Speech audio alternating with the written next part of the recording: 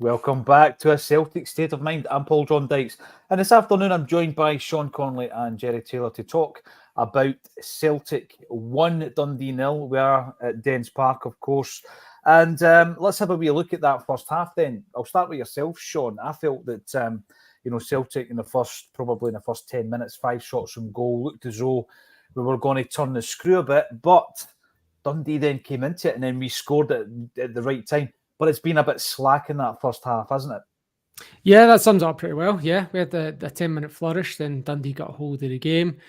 Midfield's not really got a hold of the game. Boateng's man marking Hatate out of it. And yeah, we've just been pretty slack. I had a couple of notes, Scales, one where he goes forward and he just plays a bad pass and we end up under pressure from, there was a throw-in 28 just before we scored where Johnston throws it. Nobody's looking. He finds someone and just goes straight back out of play for a Dundee throw. We were really actually quite poor. And even Sutton on the commentary pointed out that I took an initial grievance at him using the word lucky describing the Forrest goal, but he was just not clear in his communication. What was actually lucky was the way the ball popped up from actually like a bad touch to set him up for the goal. So we have been pretty scrappy. It's not been comfortable. I'm hoping we're saving our dominant performance for the second half, and that's not the peak of it, and that we've got more to come. Yeah, definitely. The big thing, Jerry, and you and I talk about it all the time on Monday, is the positivity, and it's not about sitting here and trying to pick faults with the Celtic side. We're 1 goal up, but there has been moments in that first half where I'm looking at Dundee targeting us at that back post again, just like Aberdeen did. It's obviously an area of weakness, a bit of an area of concern. I don't want this to be 15 minutes in moaning about Liam Scales, but I don't think we've got the tempo. I've seen Cameron Carter-Vickers try to find the wingers regularly throughout that first half, not always getting there, but at least if he does, it shows that we're transitioning from defence to attack. Liam Scales takes too much time on the ball for me, Jerry. There was one occasion where he carried it for 20 or 30 yards, and you're thinking, right, we need the right pass here because he's completely left himself open. He's left the back door open, and the pass didn't come. He gave the ball away. But by the way, Callum McGregor's given the ball away 3 or 4 times in that first half as well. We need to tighten that up, Jerry. Yeah, hopefully that wasn't a good half. Then we should be happy, like you say. We're going in 1-0 up. Where other games, if you go by the way that we played in the poor halves, we wouldn't have got that goal.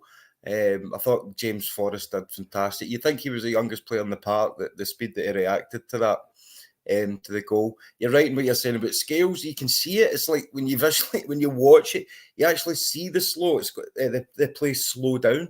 You can see it. He's a beat behind. And not just him. I think Kuhn's trying too much sometimes, just that extra touch too much. But he is looking lively. If you're looking at the whole squad, I think Kuhn's looked quite lively. Like you say, Sean, Hatate's been marked out the game just now. He looks frustrated. But I'm still positive. I think we'll get a good result at the end of this. If we'd gone in at 0-0, maybe a wee bit more edgy. Dundee going in with a bit more confidence. But, like I say, we're going to win this one. I think 3-0 at the end will come good. Yeah, well, that there's been predictions at the beginning of the game, Jerry, and I think that we have been a bit of a slow burner in many, many games. 2 games this season, it was pointed out there during the first half, were 0-0 at the break. There was no goals at the break. Celtic were able to come into the game more in the second half. We've got the goal, we're ahead. And by the way, let's just take a moment to talk about the goal, Sean, because a lot of talk about James Forrest leading into this game. Another reminder of one was required last week that he can really positively affect a match. He starts the game. I was surprised actually to hear it was his first start since November. I didn't realise he hadn't started a game since November. So he starts today, and it's him that gets the goal. What a finish. You're right. It was probably not Kyogo's intention to pass the ball. It was a bit of a bad touch by Kyogo, but first time, and that's the difference. And I think that when you're looking at these big, big games where you look back at the end of a season, you think there's a moment. That could be one of those moments because he's basically grabbed the initiative and he's got us a goal in front.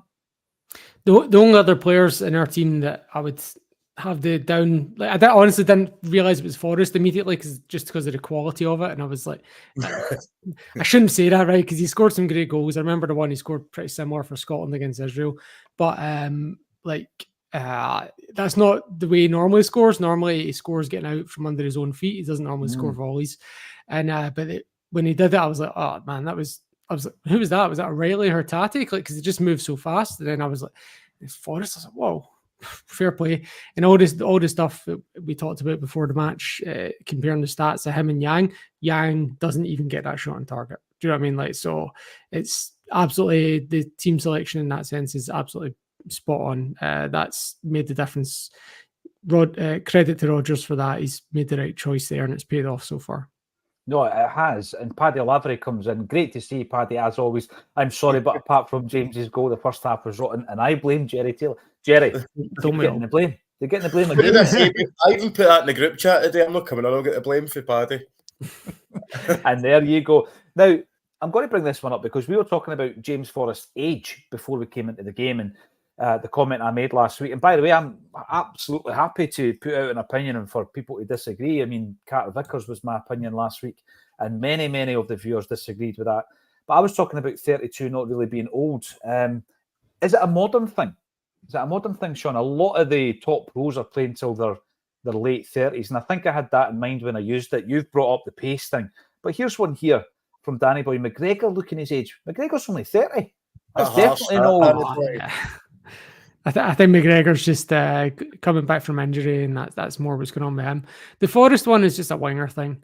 If Forrest was a fullback, nobody would say anything. But being you're a winger, you're once you get past there, it doesn't, like, we can talk about like sports science and conditioning. You can't stop time, you can't stop aging, and your fast twitch muscle fibers are going to decay once you get to that age. It's just a thing. But Forrest has absolutely stood up with his quality today. There wasn't, apart from the goal, there was one just 5 minutes before where he absolutely just annihilates two Dundee players with his touch and goes round them. And it wasn't pace. It was just touch and intelligence that took him past them. And I was, honestly, even just from the start, he's been shown so much impetus. Like, he was the first one to get a shot on target. He's just been absolute player of the half for me. I've been so surprised and impressed. And we're barely a year removed from him getting slaughtered when we lost 3-0 to Sefco last year. It's not, do you know what I mean? Like, yeah, well played to that man. Well played. Brilliant, absolutely brilliant. He's doing exactly what we were talking about last week. I was surprised to see him start, and I think there'll come a point in the game, Jerry, maybe 60, 65, hopefully when we're still in control of the game, where he might have to come off because of the age question, etc. And even Brendan Rodgers has touched on that. I think what becomes worrying is, at the moment, and this seems to have been the state of play throughout the season, we've got one winger playing pretty well, and then Kuhn doesn't play too well, because I thought he looked good in the early stages, but as the game has gone on, he's not really created. And then you look on that bench and you think, all right, well, we're probably planning to take Forrest off, but Kuhn's not having a great game. And that's where the quality of the bench comes into play, Jerry. Is that a concern for you in the second half? It is, if we don't get another goal quite quickly, because then I think the nerves will start to kick in. We don't want to, like you say, the key thing is we want to be bringing Forrest off if we're in control of the game. If we're not, there's a decision to be made there. Do we risk playing Forrest for longer and then injuring him? Do you know what I mean? He's not used to playing that amount of game time, and then we don't even have the option of Forrest coming back in. So, there's always a worry about a few things. It's where the next goal's going to come from as well. Maybe a stroke of luck with Kyogo's poor touch. I think it's straight off the training ground, if you ask me. I think the wee man meant it. But but I wouldn't be surprised if we saw Ida quite early on in the second half, just because I think we're going to have more chance down the wings getting the ball in for the big man than we are getting through the centre. And we cannot, anytime we're trying to break through the centre, that counter-attack, we cannot underestimate. That Dundee one-touch counter-attack at times been tremendous in the first half. You've got to give them credit. They're really good going forward in the break. So I think the old cliche, we need an early goal, boys. Well, we've done it. We have done it so many times. First 10 minutes into the second half, Jerry, we've done that. We've gone out there and we've put the game to bed, really, and controlled it. I think my point with the wingers is you're looking at that bench, Sean, there's two wingers sitting there, but you're not thinking to yourself, you know, I can trust them 100%. Someone agreed with Jerry and said that Ida should come on. Should it be really at the loss of Kyogo, or should Kyogo do what Liam Carrigan's been talking about for the last 2 seasons and maybe play wide? I know that this is a conversation that we've had on Acsom quite a bit. He's not really been in the game in the first half, has he? But he could become more involved in that game. He's got the engine for it, Sean. But we've not really seen him that often out there, have we? It's really hard, that one with Kyogo. And I checked here, you mentioned it before, Jerry, about when he last scored an away goal. The last one was in October in the league, but he scored a November one in the cup away to St Mirren. So it has been a good 6 months since he scored an away goal. And it feels like that these days. It just feels like these teams are a low block. And even Rodgers has said it in post matches and stuff like that. He's on there for the quality. He can pull something out of nothing, and he's not on there for the graft and physicality that Ida brings. He's just more about the quality, and the way he's moving about. You're not after. I'd say you're right. Probably 15 minutes he's got at most, and I don't really see him getting something in that point because Dundee are going to maintain that low block unless we get a second goal to open it up a bit. So I think you're right. It's not going to be Kyogo's day, but hopefully I'm proven wrong and he comes out and does something. Yeah, he's got it in his locker. We know that. Andy Logan, where's this blistering pace that Kuhn supposedly has? I think that he's a player that in the first, as I say, I thought he started off really well, came inside a couple of times and got a shot in as well. And I thought to myself at that point, he's in the mood, he's playing directly. But then, his opposite number was up to the task, I think, and there's been a bit of a battle.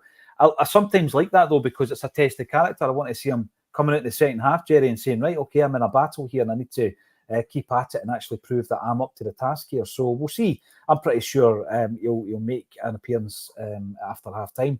Joseph McGonigal, Carl has given the ball away countless times.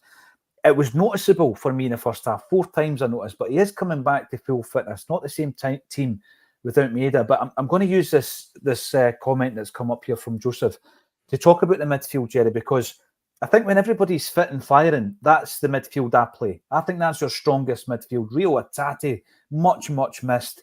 McGregor, when he was out injured.